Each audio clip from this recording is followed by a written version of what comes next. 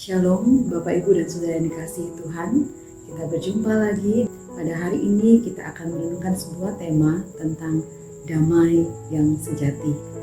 Renungan ini akan didasarkan dari kitab Yohanes 14 ayat yang ke-27. Demikian firman Tuhan.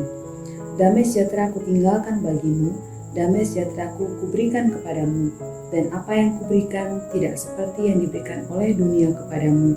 Janganlah gelisah dan gentar hatimu.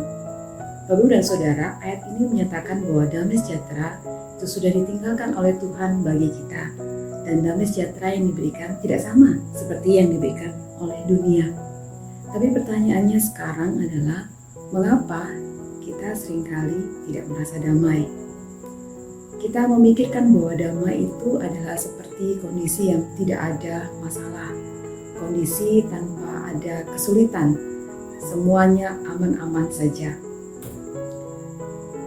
Tapi pada saat ini kita mengalami tidak demikian. Kita mengalami sebuah pergumulan yang tidak selesai-selesai.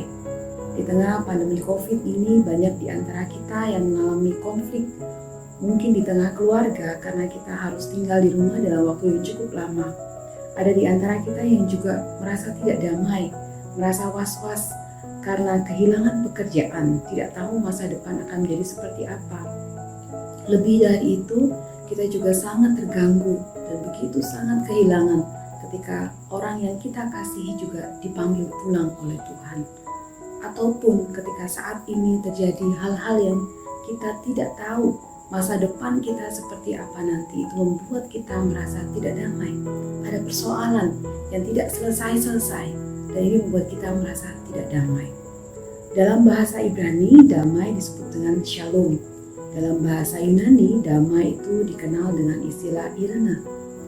Shalom dan irene menunjukkan sebuah pemahaman tentang kondisi yang utuh, tidak terserak, kondisi yang harmonis, kondisi yang lengkap.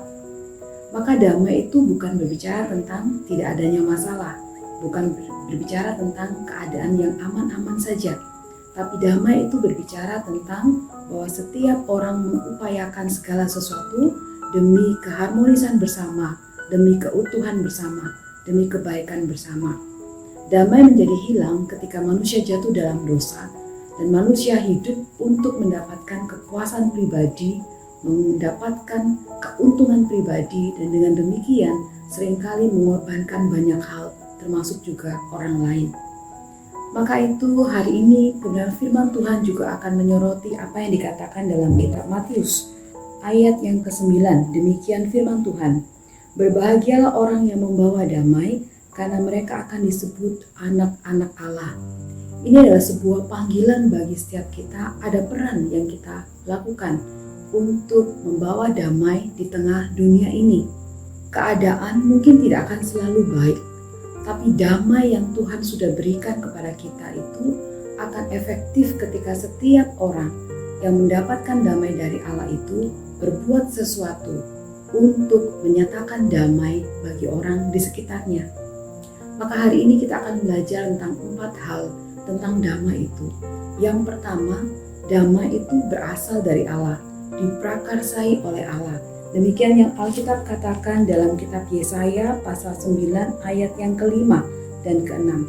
Sebab seorang anak telah lahir untuk kita, seorang putra telah diberikan untuk kita. Lambang pemerintahan ada di atas bahunya, dan namanya disebutkan orang penasihat ajaib, Allah yang perkasa, Bapa yang kekal, Raja damai. Besar kekuasaannya, dan damai sejahtera tidak akan berkesudahan di atas tata Daud dan di dalam kerajaannya. Bagian ini dengan jelas menyatakan bahwa damai sejahtera yang dimiliki oleh setiap orang yang percaya kepada Kristus itu sungguh-sungguh berasal dari Allah, diprakarsai oleh Allah. Itu hal yang pertama. Hal yang kedua adalah kita diminta untuk merespon akan panggilan ini. Kita diminta untuk mempercayai, mengakui Yesus sebagai Tuhan dan Juru Selamat kita, sehingga kita boleh diperdamaikan dengan Allah. Dosa-dosa kita boleh diampuni dan kita membangun relasi yang indah dengan Allah. Inilah damai, sebuah keharmonisan yang diawali dengan relasi yang diperbaiki antara Allah dan manusia yang berdosa. Hal yang ketiga adalah bahwa damai itu bersifat kekal. Relasi yang sudah indah antara Allah dengan manusia yang sudah menerima Yesus Kristus sebagai Tuhan dan Juru Selamatnya itu bersifat kekal. Damai itu bersifat kekal. Kita terus akan mendapatkan jaminan bahwa kehidupan kita ada dalam kedamaian dengan Allah.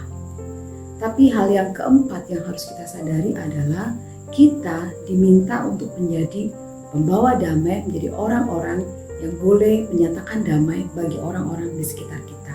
Damai sudah diberikan bagi kita, tapi tidak akan mungkin kita bisa merasakan dengan baik ketika kita tidak mengambil peran di dalamnya.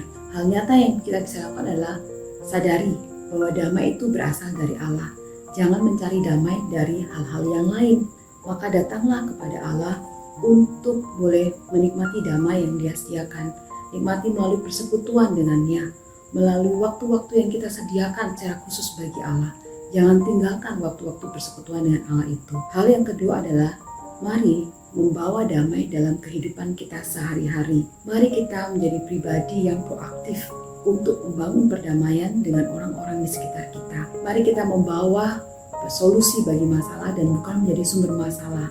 Kalaupun kita menjadi orang yang bersalah, mari kita belajar dengan rendah hati meminta maaf. Hal berikutnya adalah mari mengenali potensi dan peran yang Tuhan titipkan kepada kita.